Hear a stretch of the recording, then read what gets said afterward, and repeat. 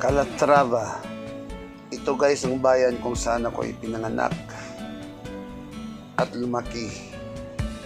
Diyan sa barangay na yan, Barangay Suba. So malapit kami sa ilog. Yan.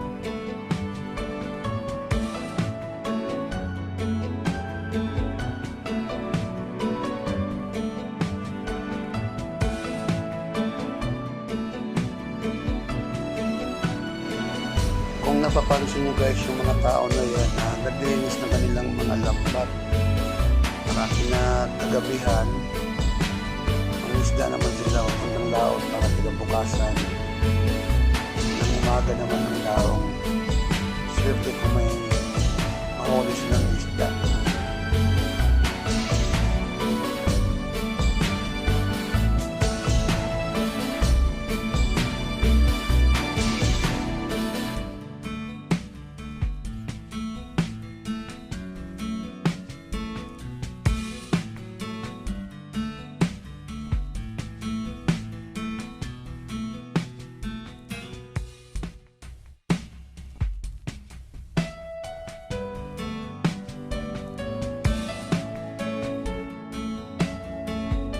At kung napansin nyo guys, sa kabila mayroong maliit na tulay. Yan yung lumang tulay nung araw. Yan.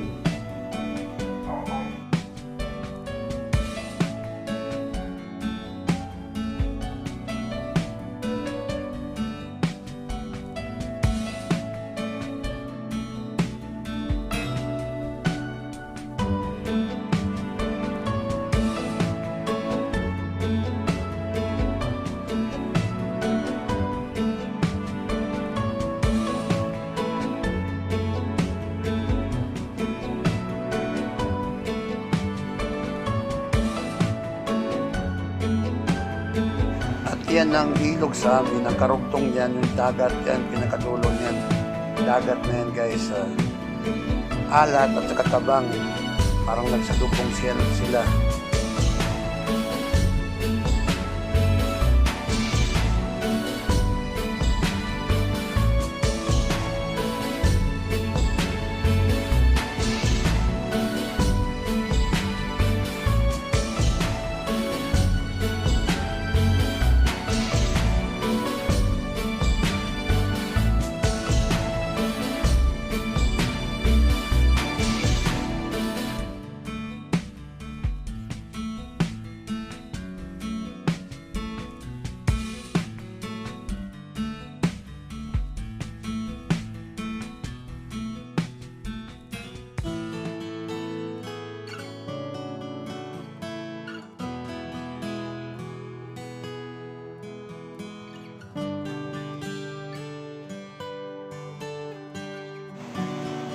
At yan namang sandbar na nasa gitna ng tubig, yan ang tinatawag nila na pasil.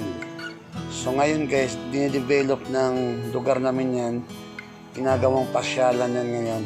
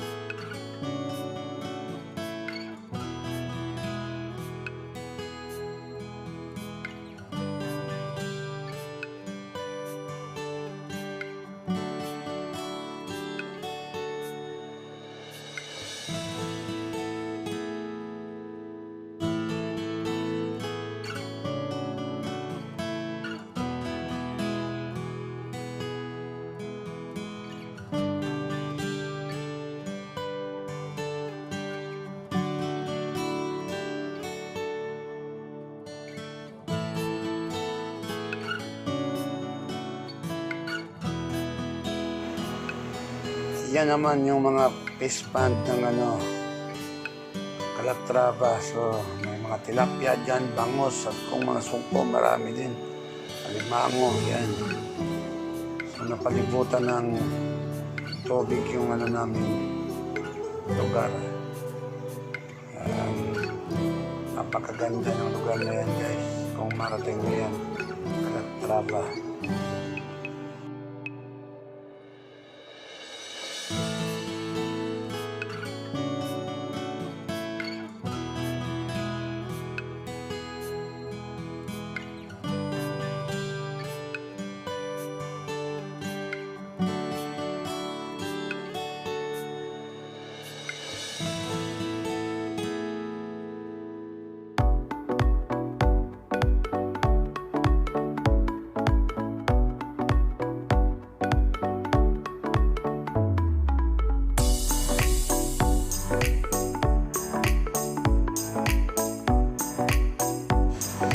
Yan ang Calatrava, guys.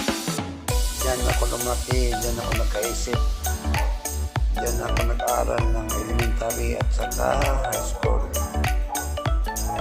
Nakakamiss yung lugar na yan. So, sa mga hindi na nakauwi na taga Calatrava, so ayan yung lugar natin, guys. Maraming salamat po sa panonood.